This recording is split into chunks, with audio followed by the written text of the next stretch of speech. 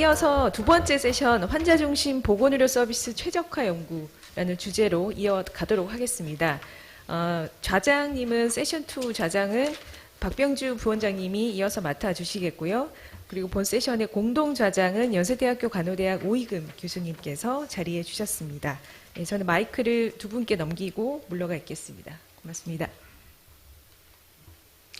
네, 두 번째 좌장을 맡은 박병주입니다.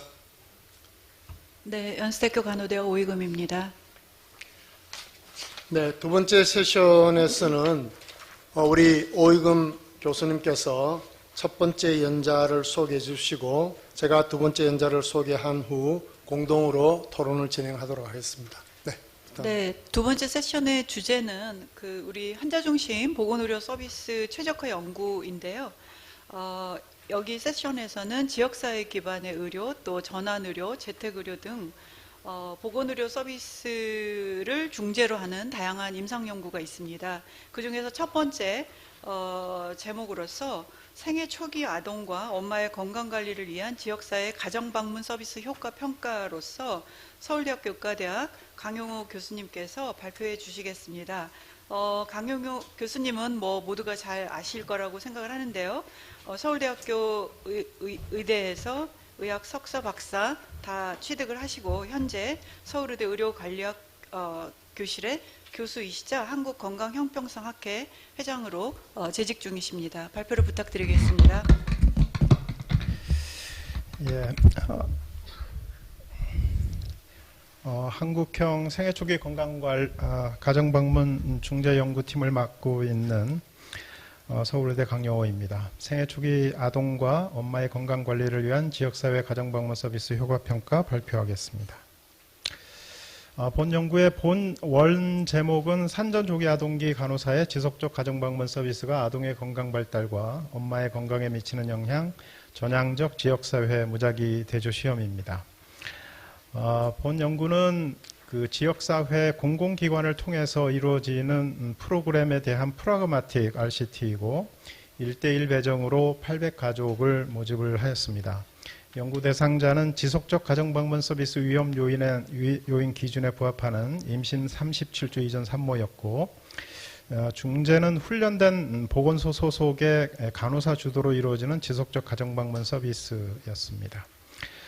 결과 변수는 만 2세 될 때까지 총 5번 측정이 이루어졌는데 1차 효과평가 지표로 가정환경 자극검사, 베일리 아동발달, 모유수유기간, 아이의 손상, 산모의 주관적 건강수준, 지역사회 연계 서비스 이용이 포함이 되었습니다. 2차 효과평가 지표에는 양육자 아이 상호작용을 평가하는 앵캐스트 티칭 스케일, 덴버2, 양육 스트레스, 산모의 우울과 불안, 배우자 폭력, 영아 돌연사, 지식, 사회적 지지 등이 포함이 되었습니다. 본 연구의 중재는 한국형 생애 초기 가정방문 중재 프로그램 Korea Early Childhood Home Visiting Intervention 캐치입니다.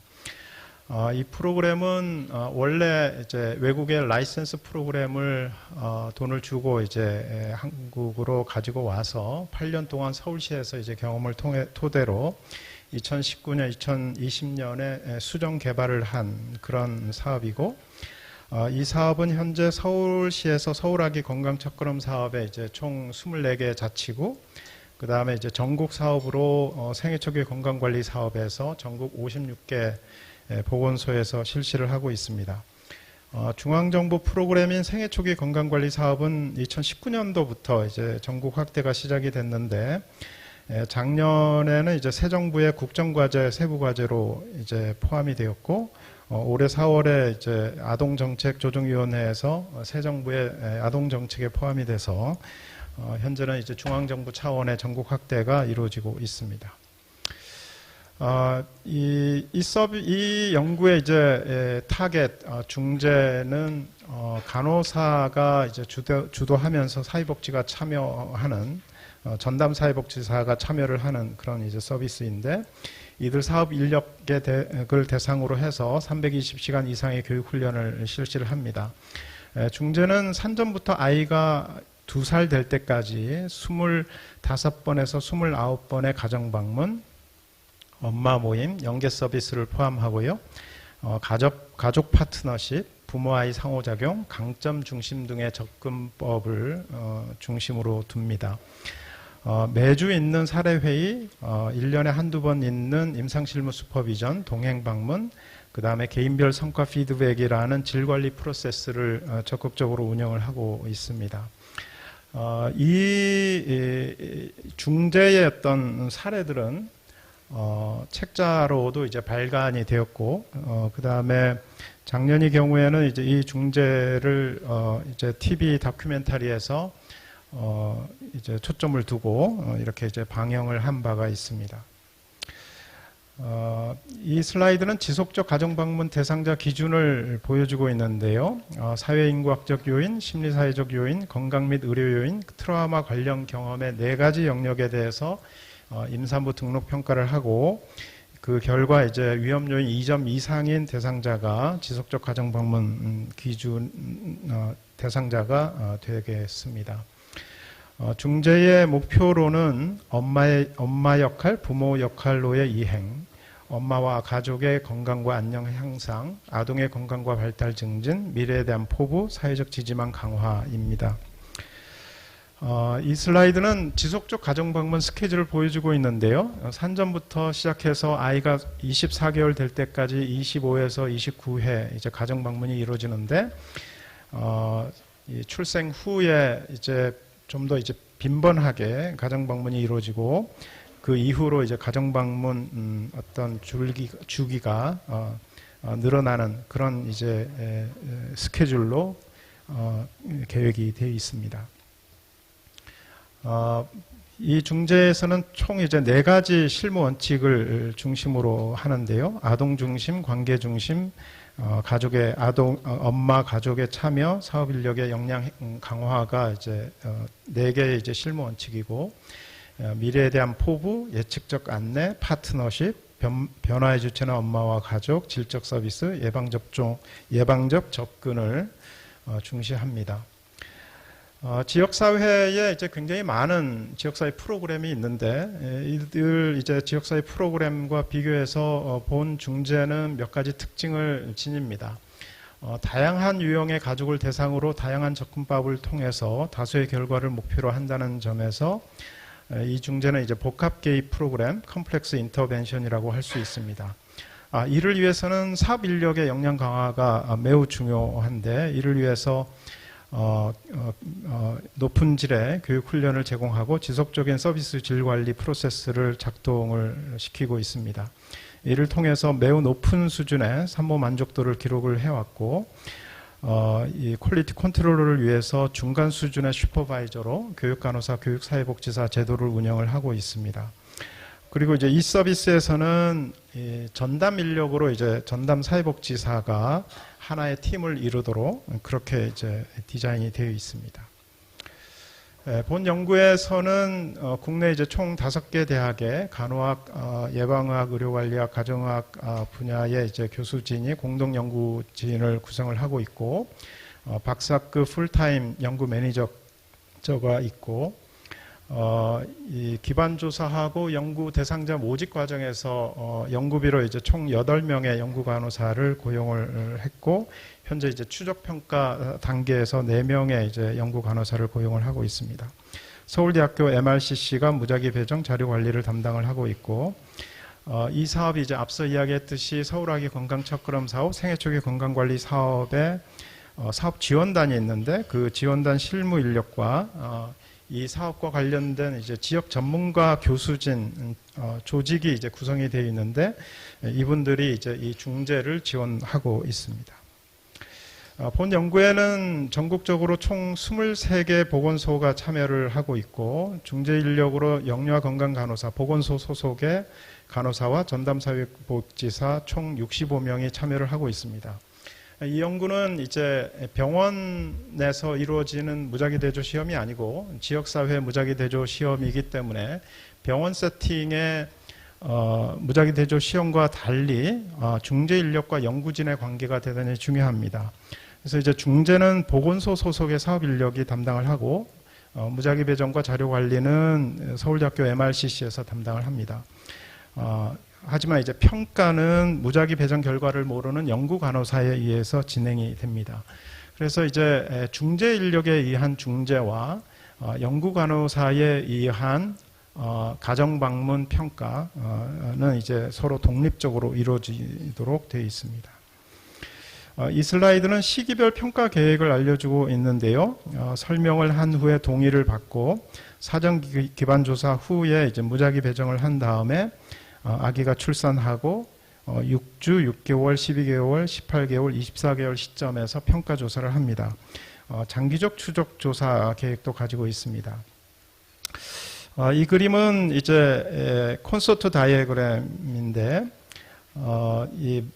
맨 처음에 이제 총 13,418명의 주상기 산모들에 대해서 이제 스크리닝이 이루어졌고 임신 주수 기준하고 위험 요인 기준으로 상당수가 이제 대상자에서 제외가 됐고 최종 이제 1,304명이 일리저블 샘플이었습니다. 이 중에서 참여 연구 동의 과정에서 이제 참여를 거절한 분들을 포함을 해서 504명이 연구 대상자에서 제외가 되었고 최종 이제 800명에 대해서 무작위 배정이 보건소하고 출산력을 층화 변수로 한 무작위 배정을 했고 중제군의 408가족, 대조군의 392가족이 포함이 됐습니다. 이 연구는 이제 코로나19 때문에 지역사회에서 특히나 이제 보건소를 중심으로 한 이제 연구였기 때문에 코로나19 상황에서 연구 대상자 모집에 큰 이제 어려움을 겪었지만 작년 이제 오미크론 유행 이후에 본격적으로 이제 연구 대상자 모집이 돼서 작년 말에 목표로 했던 800명의 연구 대상자를 모두 모집할 수 있었습니다. 연구 대상자를 중제군과 대조군으로 나눠서 평균 만 나이, 평균 임신 주수, 특히나 이제 중요한 게 위험 요인 점수 평균값이 중요한데 이 평균값은 이제 중제군과 대조군이 같은 수준을 보여주고 있습니다.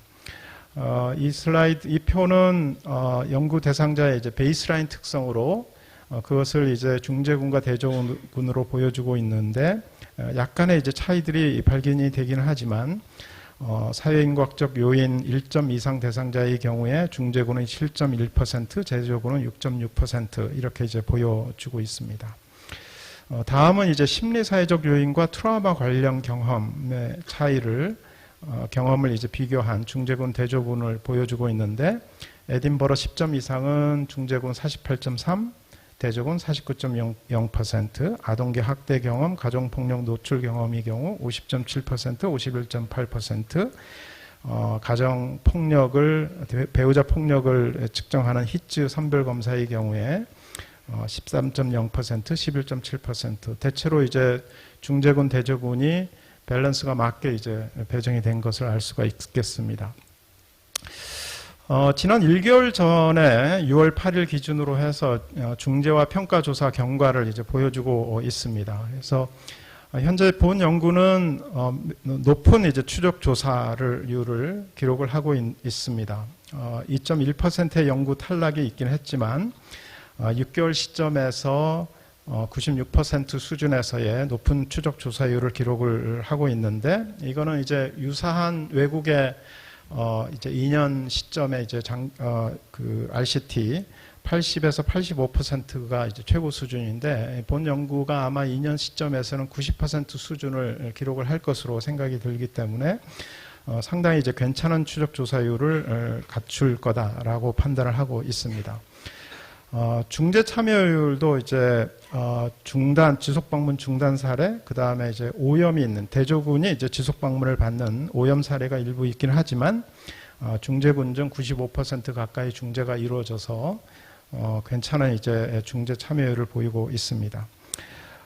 본 연구는 5년, 10년, 15년, 20년 장기 추적을 계획을 하고 있는데 이와 관련해서 이제 장기 추적 동의율이 97%로 상당히 높습니다. 하지만 이게 이제 연구 참여자들이 이제 병원 환자가 아니고, 그러니까 지역사회 일반 산모이고, 그 다음에 산모 본인은 물론 이 앞으로 태어날 아기에 대한 정보까지 이게 제3자에 제공된다는 것에 대한 거부감이 있기 때문에 제3자 동의율은 아직 이제 낮은 그런 상태입니다.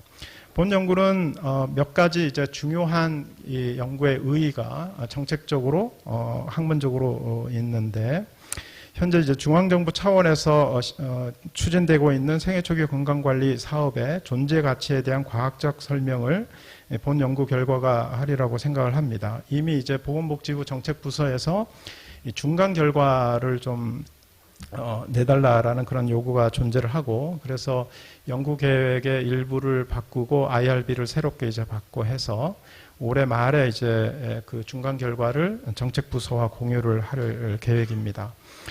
이 연구는 국내에 이제 굉장히 많은 지역사회 프로그램이 있는데, 그런 프로그램들 중에서 지역사회 무작위 대조 시험을 통해서 근거를 확보하는 아마 이제 최초의 이제 사례라고 생각을 합니다. 그 사례는 결과적으로 이제 국내 지역사회 프로그램에 대한 과학적 효과 검증 요구를 자극하리라고 생각을 합니다. 서구권을 대상으로 해서 산전 조기 아동계 가정방문 서비스에 대한 대규모 이제 지역사회 무작위 대조 시험이 있는데, 그것에 이제 비교할 수 있는 아시아권 최초의 무작위 대조 시험이라는 그런 이제 어떤 학문적 의의도 본 연구는 가지리라고 생각을 합니다. 예, 감사합니다.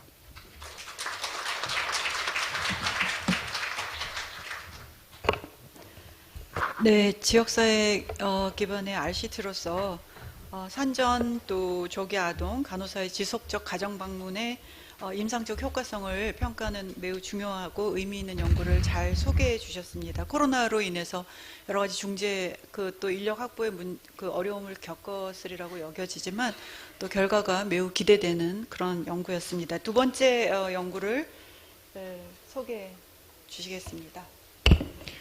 네, 두 번째 주제는 중증 질환자 대상 한국형 재택의료 모델 개발 및 효과성 평가입니다.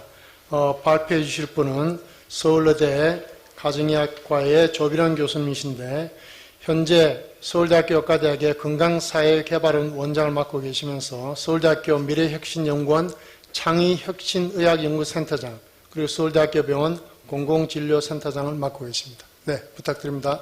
예, 좋은 소개 말씀과 기회 감사드립니다. 우리나라에서도 이제 재택 의료가 요즘 활성화되고 있습니다만은 이제 그 주 대상이 아주 말기에 해당하는 호스피스나 완화 의료 아니면은 주로 이제 1차 의료 또는 이제 경증 환자들에 대한 내용이 제도화되고 시범 사업이 되고 있다고 보시면 되겠습니다. 그래서 이 중간 단계에 현재 빠져 있는 중증 질환자, 특히 이제 항암 치료를 받고 있는 환자와 이제 진행성 신경계 환자들도 진료를 하게 되면 재택 진료가 오히려 많이 니드가 있다는 걸로 저희들이 느끼게 됩니다. 그래서 이런 부분들에 대해서 어떻게 제도화할지 외국의 사례들을 보면서 모델을 개발을 하고 그 효과를 살펴보고 우리나라의 이 제도화하는 것들을 목표로 이 연구를 진행을 하게 됐습니다.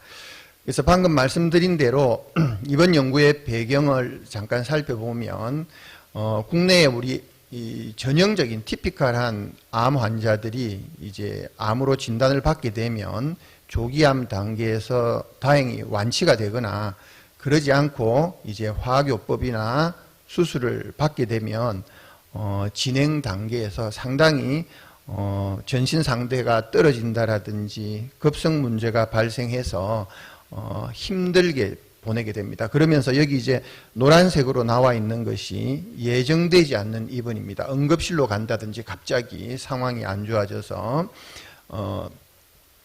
이 예정되지 않았던 입원을 하거나 또는 이런 일이 발생할지 미리 두려워서 요양병원이나 2차 의료기관, 집으로 퇴원하지 못하고 의료기관에서 머물다가 또 주치료병원을 방문하고 이렇게 되는 관계가 되고, 불행히도 치료가 되지 못하면 이제 말기 단계에 가게 되고, 이때는 이제 호스피스 완화 의료 서비스를 받게 됩니다. 암이 아닌 환자 중에서도 이 진행성 신경계 환자들, 예를 들어서 뭐 루게릭 병이라든지 아니면 파킨슨 질병을 갖고 있는 환자들도 상당히 비슷한 단계들을 지내게 됩니다. 병이 진행하게 되면서 이제 여러 가지 급성 문제들이 반복하게 되고 결국은 지속적으로 프로그레션 하기 때문에 집에 들어갔을 때 이 여러 가지 조절이 어려운 뭐 증상이라든지 이 가족들도 이제 불안해하죠. 가족의 돌봄 증가, 의료비 지출은 당연히 증가하게 됩니다. 이런 문제들이 발생을 하게 되고 예정되지 않았던 응급실이나 입원이 늘어나게 됩니다. 그리고 이 암이 아닌 신경계 환자들의 경우에는 일부는 이런 지지치료나 호스피스 제도가 마련이 되어 있지만 대부분은 이런 부분이 없다라고 보시면 되겠습니다. 그래서 이런 중증 질환자들에게 현재 집에 있을 때 의료기관에서 돌봄을 제공할 수 있는 이런 부분들이 많이 빈약하다라고 보시면 됩니다. 보건소나 노인장기요양보험에서 진행하는 방문간호 또는 1차 의료 중심의 장애인 1차 의료 방문진료 시범사업들, 그리고 병원에서 진행하는 것들도 주로 이 재택의료 시범사업이라 그래서 모니터링하는 이런 시범사업이 현재 우리나라에서 진행이 되고 있다라고 보시면 됩니다. 자, 그러다 보니까 결국 이 방금 말씀드린 이런 중증 질환자들의 경우에는 외래나 입원을 아주 자주 반복하게 됩니다.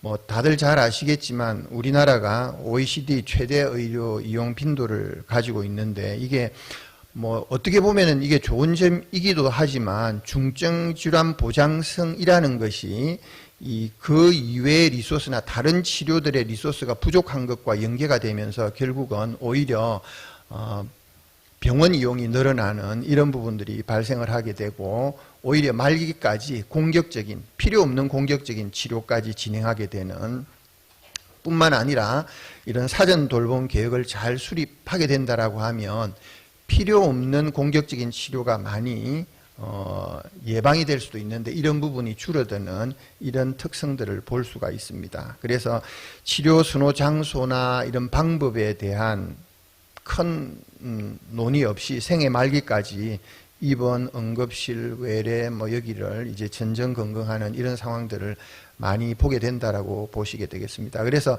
요약을 해보면 국내 이 재택 의료가 이 1차 의료 쪽에서 진행하는 재택 의료와 또는 이제 말기의 호스피스 케어 팀에 대한 홈 베이스드 케어가 시범 사업화되고 발전되고 있지만 이런 중증 질환자들에게 필요한 이 재택의료 중재는 아직까지도 제대로 구성이 되어 있지 않았기 때문에 저희들이 이번 연구를 디자인을 하게 됐습니다. 그래서 주로 우리 병원에서 많이 경험하는 분들이 이런 진행하는 암 환자와 진행하는 신경계 환자라고 보시면 되겠습니다. 그래서 이 두 군의 환자들을 대상으로 안전하고 좀 효과적인 모델을 개발하고 임상시험을 통해서 이 효과를 한번 검증해 보고자 하는 것이 저희들 연구의 개요가 되겠습니다. 그래서 이번 연구의 최종 목표는 중증 환자의 재택의료 중재 프로그램의 프로토콜을 개발을 하고 이런 프로그램에 대한 효과성을 검증하는 것인데 이 효과성 검증은 진행 암 환자를 대상으로 하는 것과 비암 중증 신경계 질환 환자를 대상으로 하는 두 가지의 트랙으로 만들어져서 이런 제가 돌봄 중증 질환자에 대한 중재 프로그램 프로토콜, 임상 지침, 교육 훈련, 질 관리에 대한 프로그램을 마련하고 이러한 서비스 모델에 대한 비교 효과 연구를 전향적으로 시행을 하고 효과를 검증을 하는 것, 그리고 이 와중에서 프로그램을 지속적으로 업데이트를 해서 이 확산할 수 있는 우리나라 전체적으로 사용할 수 있는 서비스 모델을 제시하고 여기에 따른 정책 방안을 마련하는 것이 저희 연구의 목표가 되겠습니다. 그래서 저희들이 2021년부터 시작을 했고 1차 연도에는 수요와 현황, 함께 연구 프로토콜을 개발을 하고 참여하는 연구진을 교육을 했었고 2022년 작년 6월부터 저희들이 이제 임상시험에 들어가게 됐습니다. 암 환자에 대해서는 저희들이 중제군, 대조군 임상시험을 했고 이 신경계 환자는 실제로 병원이 많지 않기 때문에 이 단일군에 대한 프로그램 개발을 위한 프로토콜 시범 사업이 진행이 됐습니다. 그래서 연구 내용을 2001차년도에는 저희들이 방금 말씀드린 대로 먼저 문헌고찰을 통해서 중증 질환자를 대상으로 한 국내외 재택의료 중재 프로그램에 대한 사례와 효과를 조사하고 해외의 베스트 프랙티스로 나와 있는 사례들이 꽤나 발표가 되어 있었습니다. 그래서 이런 부분들을 조사를 해서 결국은 일회성이거나 아니면 비전문가의 방문은 효과가 별로 없고 중증 질환자 가족 교육, 질환 환자뿐만 아니라 가족 교육이 필요하다라는 것, 그리고 대상자에 따라서 다양한 중재가 필요하다는 것에 대한 결정을 저희들이 결론을 보고 현재 이 병원에서 치료를 받고 있는 중증 질환자와 보호자, 그리고 이분들을 담당하고 있던 실무 전문가를 통해서 인터뷰와 설문조사를 통해서 현재 치료하고 있는 병원의 이용 현황과 요양병원 이용 현황, 그리고 집에서 어떤 일들을 하고 있는지, 어떤 불안감이 있고 만약에 재택의료를 해준다라고 하면 어떤 일들을 해줬으면 좋겠다라는 기초조사를 진행을 했었습니다.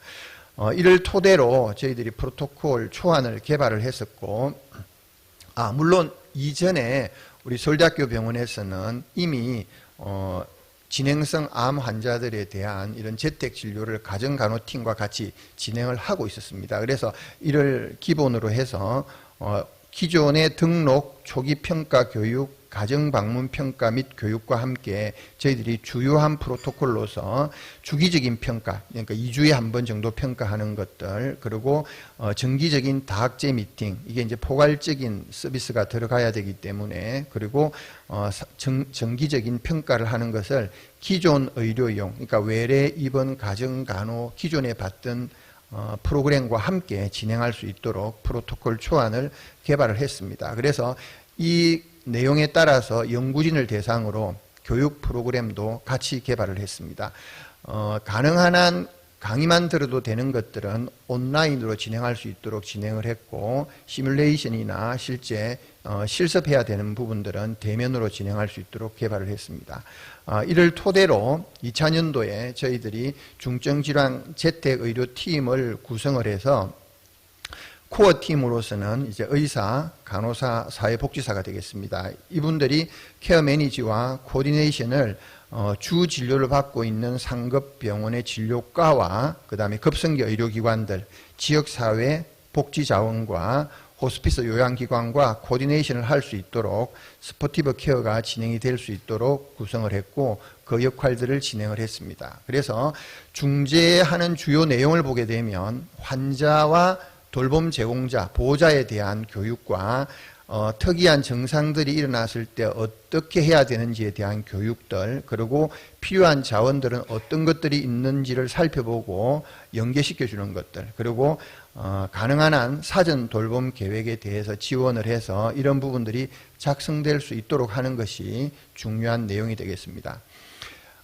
선정 기준도 중요합니다. 해외 사례를 보게 됐을 때 누구에게나 이게 효과가 있는 것이 아니라 고위험군과 그 다음에 필요한 사람들한테 진행이 됐을 때 효과가 있는 것들로 밝혀져 있었기 때문에 진행암 환자에 대해서는 또는 신경계 모두 다 집에서 지내기를 희망하는 환자들 중에 이 보호자들이 있어야 됩니다. 집에서 진료를 하려면 케어기버가 꼭 있어야 되기 때문에 케어기버가 있어야 되고, 케어기버가 의료진과 소통할 수 있는 능력이 있는 케어기버에 한정이 되고, 그러면서도 병원 방문이 힘든 기능이 떨어져 있는 사람들을 대상으로 했습니다. 그래서 중재 프로토콜을 살펴보게 되면 등록을 하고 초기 평가와 교육을 진행을 하게 되고, 집에 들어갔을 때 돌봄 교육을 어떻게 할지에 대해서 퇴원 전에 가능한 한 진행을 하도록 하고, 퇴원을 하게 되면 등록 4주 이내에 실제 방문을 해서 평가를 하고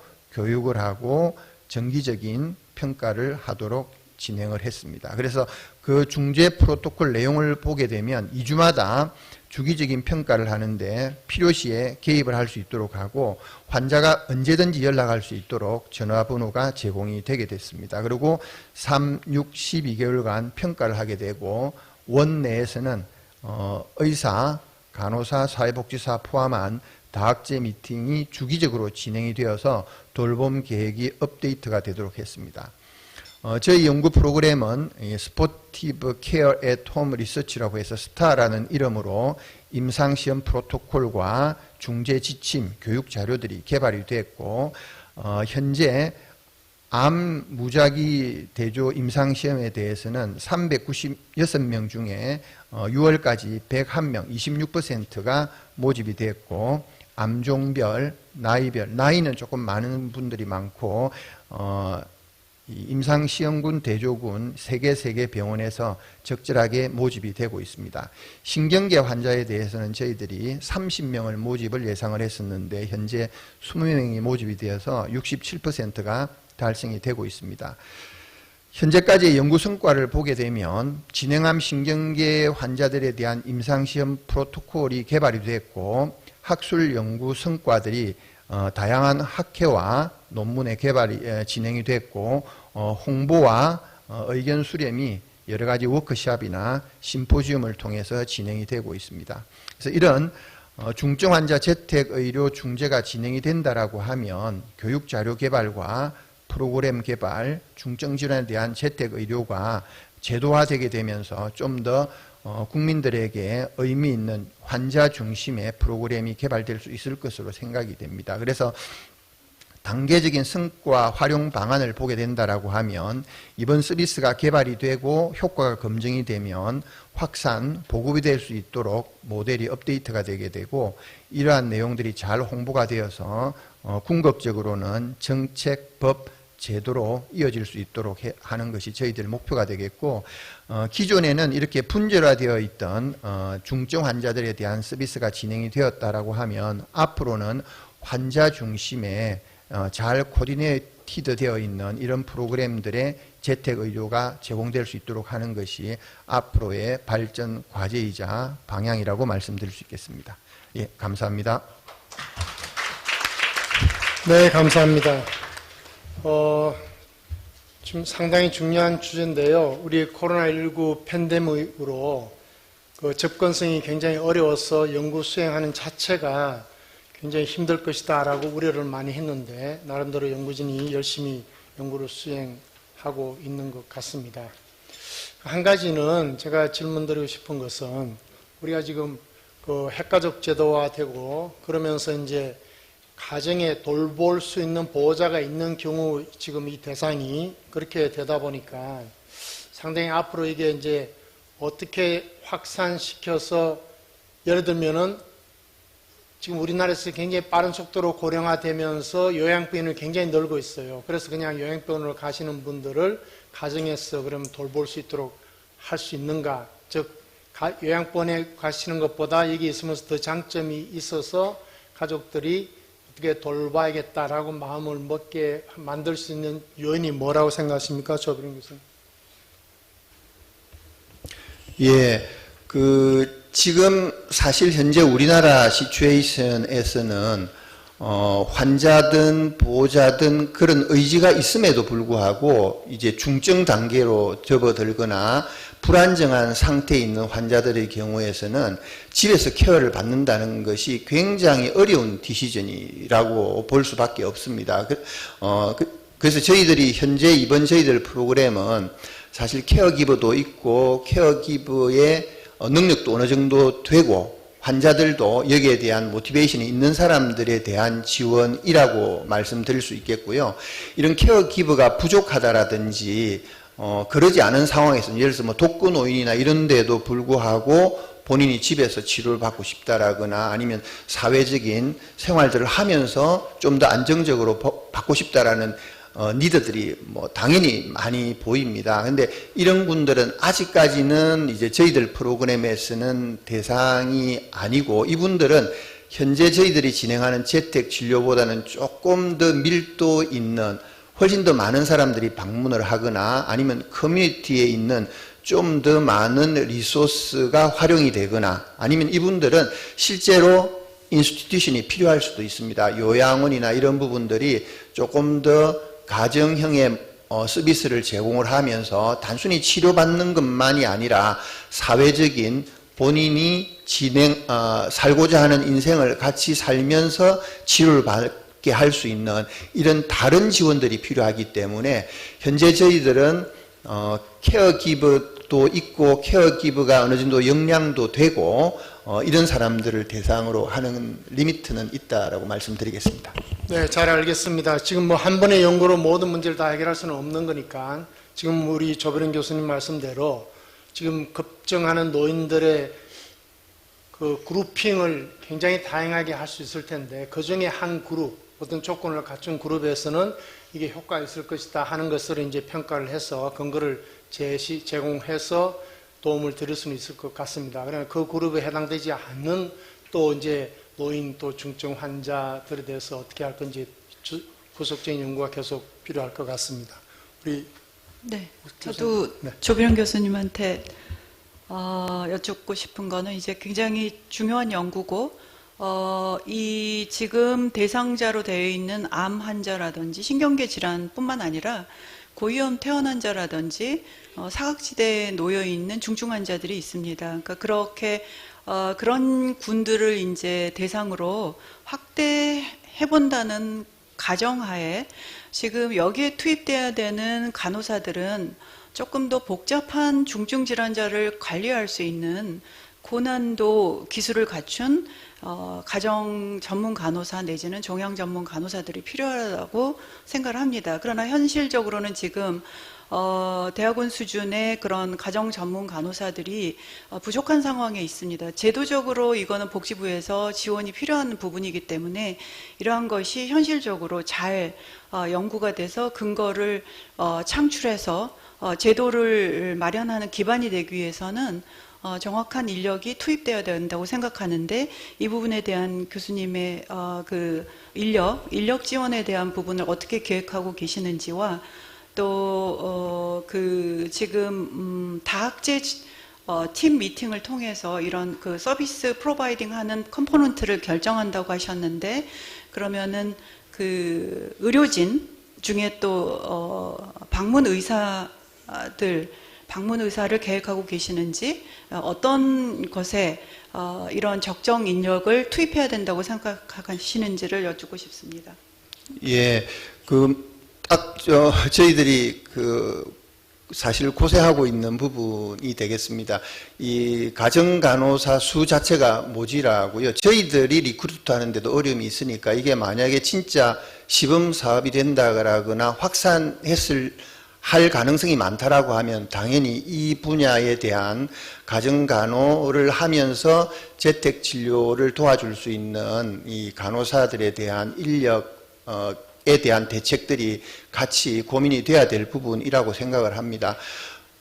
그리고 지금 이제 저희들이 현재 그 다학제 미팅을 했을 때 이제 뭐 다양한 도움들이 일어나게 되고 아마 현재 저희들은 일단 의사들이 방문을 합니다. 4주 이내 첫 방문할 때는 꼭 의료진이 같이 방문을 하게 되어 있는데 하나의 이제 차이점은 소위 항암 치료를 하는 암 전문이나 아니면 신경계 진료를 볼 수 있는 그 주치신경과 의사가 방문하지는 못합니다. 이분들이 워낙 뭐 바쁘고 이러기 때문에 뿐만 아니라 재택 진료를 하는 데 있어서는 주 질병인 항암에 관련된 부분과 신경계 질환의 조절에 대한 것 이외에도 다양한 문제들이 발생을 하기 때문에 이런 부분들을 조절해 줄 수 있는 의료진이 같이 필요하기 때문에 현재 이 세 개 진행하는 병원에서는 이런 부분을 담당할 수 있는 의료진들이 따로 포함이 되어 있습니다. 근데 이제 이분들이 하는 역할 중에 하나가 물론 다학제 미팅에서 사회사업가들이 커뮤니티에 있는 리소스를 좀 더 잘 연결을 시켜주거나 이런 역할들도 진행을 하지만 또 하나는 이분들이 기존에 잘 접근하지 못했던 소위 이 암 전문이나 아니면 신경외 의사들과 좀 더 많은 커뮤니케이션을 함으로써 이런 문제들이 빨리빨리 진행이 될 수 있도록 하고 방문을 하거나 전화를 받았던 우리 간호사 선생님들이 어떤 문제들을 캐치했을 때 이런 부분들이 바로 꼭 다학제 팀 미팅이 아니더라도 의료진과 주치 의료진들과 상의가 되어서 결정이 되어서 좀 더 빠른 치료가 될 수 있도록 하는 것은 현재 저희들이 보고 있는 가장 좀 더 환자들의 만족들도 높고 좋은 결과로 이어질 수 있는 하나의 특징이라고 말씀드릴 수 있겠습니다. 네, 감사합니다. 우선 서지영 교수님 질문 코멘트 주세요.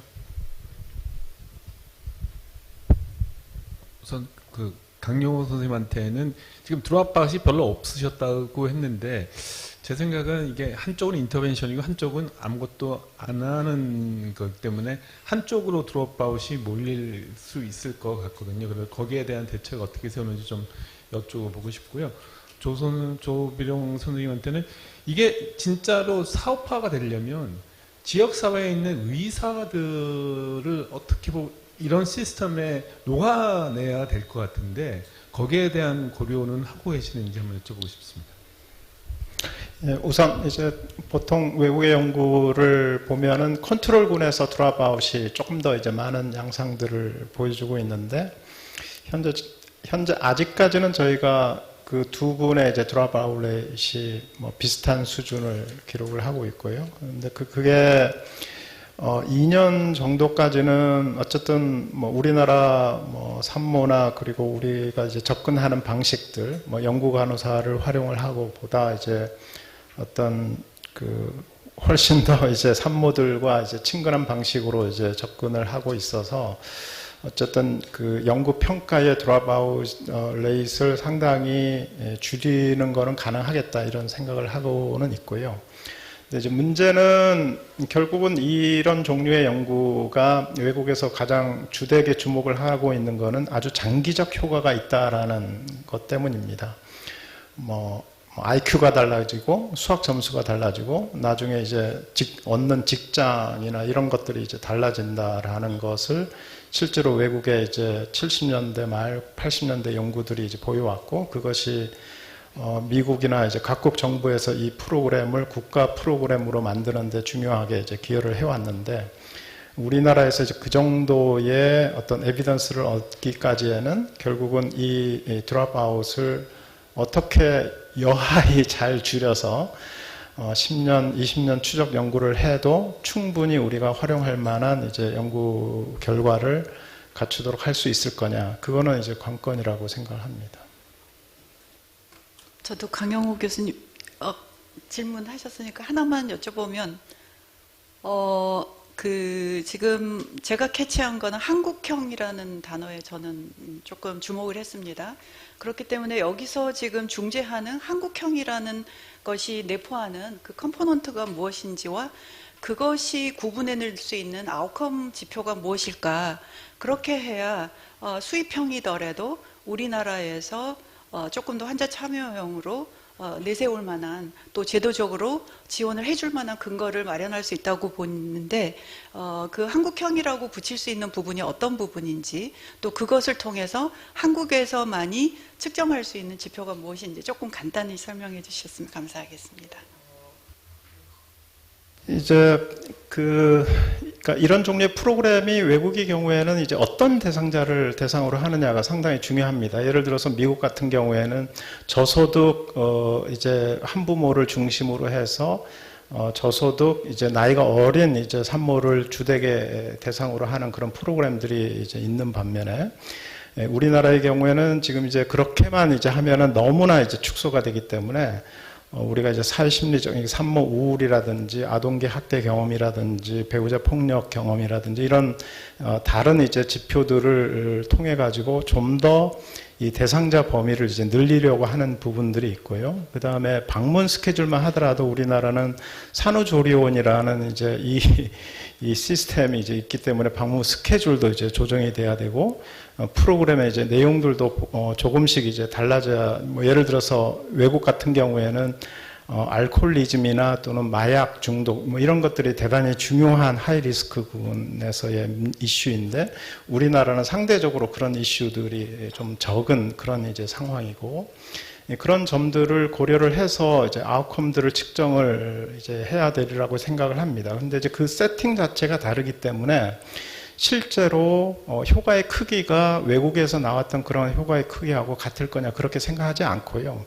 아웃컴의 어떤 다양한 아웃컴 영역에 따라서 우리나라의 결과들이 이제 다르리라고 생각이 들고 그것에 따라서 결과적으로 우리나라에서 어떠한 지점에 어떤 인터벤션을 더 강화를 해야 되는지 예를 들어서 산모 우울 지표에 있어서 효과가 별로 크지 않았다면 근데 사회적으로는 산모 우울이 대단히 중요한데 그러면 이 서비스의 어떤 인터벤션의 내용의 산모 우울을 보다 적절하게 대응할 수 있는 시스템이나 또는 교육과정이나 이런 것들은 어떻게 만들 것인지 그런 것들이 결과적으로 이 연구의 결과에서 우리가 한국적인 상황에서 우리가 얻을 수 있는 어떤 레슨이 되리라고 생각을 합니다.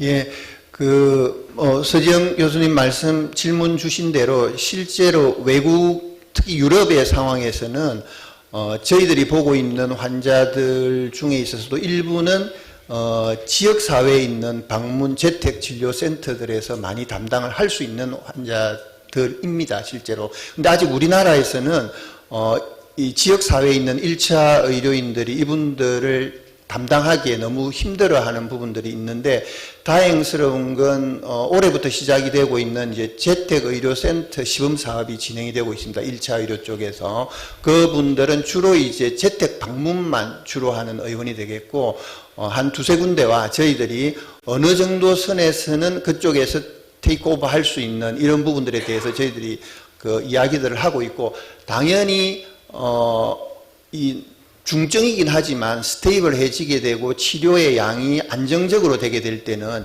지역사회에서 케어를 제공하는 것이 훨씬 더 좋습니다. 그래서 이런 부분들은 뭐 이미 외국에서는 진행이 되고 있는 상황이기 때문에 저희들도 고려를 하고 있고 다행스럽게도 최근 들어서 의료진 간의 뭐 에코 프로그램 같은 것들을 통해서 이런 이제 3차 병원에서 지역으로 넘어간 중증 환자들을 대상으로서는 주기적으로 의사들끼리 컨퍼런스도 진행을 합니다. 그러니까 신경계 환자다. 그럼 루게릭 전문의와 테이킹 오버하는 1차 의료 의사들 간의 환자들을 대상으로 케이스 스타디도 하고 이런 것들을 주로 온라인으로 진행을 하는 이런 케이스들 다양한 모형들이 있어서 뭐 이런 부분들에 대해서는 저희들이 같이 고려를 하고 있습니다. 네, 제가 강영호 교수님께 마지막 질문을 드리겠습니다. 우리나라가 고령화도 문제지만 저출산도 심각한 문제이기 때문에 이렇게 이제 애를 왜 안 낳느냐 여러 가지 이유가 있겠지만 그 중에 하나가 애 키우기가 힘들다. 근데 그걸 좀 어떻게 해결해주겠다. 산전조기 아동기 가정방문 서비스를 통해서 하는데 이 아시아 최초, 국내 최초다 하는 것을 가지고 지역사회 필드 트라이얼을 일단 하는 건데 뭐 방법론으로서는 중재하는 사람과 평가 사람을 블라인드하게 분리를 시키고 다 좋은데요. 참여 보건소가 23개인데 서울시 17개, 경기도 1개, 부산 3개, 울산 2개 다 대도시 쪽으로 이렇게 수도권 대도시라서 이걸 앞으로 이제 보편적으로 일반화할 때 어떤 문제가 예상되고 극복해야 되겠는가 하는 거고, 근데 연구진과 중재 지원 조직이 굉장히 헤테로지너스한데 어떻게 잘 조화를 이루어서 코디네이션을 잘 할 수 있도록 하는 건지 그 두 가지를 좀 여쭤보고 싶습니다. 우선은 이제 이렇게 도시 지역을 중심으로 할 수밖에 없었던 이유는 우리나라 이제 농촌 지역으로 가면은 1년간 출생아 수가 400명이 안 되는 그런 지역이 전체 지자체 3분의 1이 넘습니다. 그러니까 실제로 연구 측면에서는 그런 작은 이제 군 지역을 연구 대상 지역으로 삼는 거는 대단히 힘든 그런 이제 어떤 그 연구 과정이 될 수밖에 없다 이런 생각은 하고요. 다만 이제 서비스의 어떤 내용이나 이런 것들이 우리가 보기에는 상당한 정도의 어떤 일관성을 갖추고 있기 때문에 그 서비스의 효과라는 것이 그렇게 이제 농촌 지역일수록 다를 거냐에 대해서는 저희가 그렇게까지 생각하지는 않고요. 왜냐하면 우리가 일정한 하이 리스크를 갖는 그런 산모들에 대해서 그런 하이 리스크를 갖는 산모들이 서울시에는 없느냐? 뭐 그렇지 않거든요. 저희들이 보기에는 뭐 서울시에 있는 지속 방문 사례 회의를 하면은 뭐 거기에 있는 어려움이 있는 그런 산모들이나 또는 지역에 있는 산모들, 물론 지역에 있는 산모들이 더 이제 안 좋은 경우들이 많이 있기는 하지만 전체적으로 그 결과를 일정하게 일반화하는 것이 그렇게 무리스럽지는 않겠다 이런 생각은 갖고는 있습니다. 뭐 물론 이제 그런 농촌 지역을 대상으로 한 RCT가 더 있을 수 있다면 이제 필요는 하다라고 이제 생각을 하고요. 그 다음에 이제 이러한 종류의 조직과 여러 이제 어떤 이 중재 프로그램과 관련돼서 여러 어떤 층 위에 지원 인력이나 이런 사람들이 있는데 이거를 어떻게 이제 할 거냐, 그것이 어떤 그 서비스의 퀄리티나 이런 것들이 과연 동질적으로 이제 이루어질 수 있도록 할 거냐의 문제인데, 그거는 우리 서비스의 어떤 지금까지 한 10년에 걸친 그런 이제 과정에서 저희들이 지속적으로 노력을 해왔던 그런 거라서 뭐 저희들로서는 상당한 정도의 퀄리티의 서비스가 상당히 일관되게 이렇게 이제 제공이 되고 있다. 뭐 저는 그렇게 판단은 하고는 있습니다. 예. 예, 그런 노력에 의한 산물로 표준화되고 잘 보편화되어 가지고 제공할 수 있는, 전국 확산할 수 있는 그런 좋은 모델이 개발되면 좋을 것 같습니다. 혹시 다른 플로에 질문 있습니까? 시간이 좀 많이 된 것 같아서. 네, 그럼 두 번째 세션은 이걸로 종료하도록 하겠습니다. 참여해주신 모든 분들께 감사드립니다. 네, 감사합니다.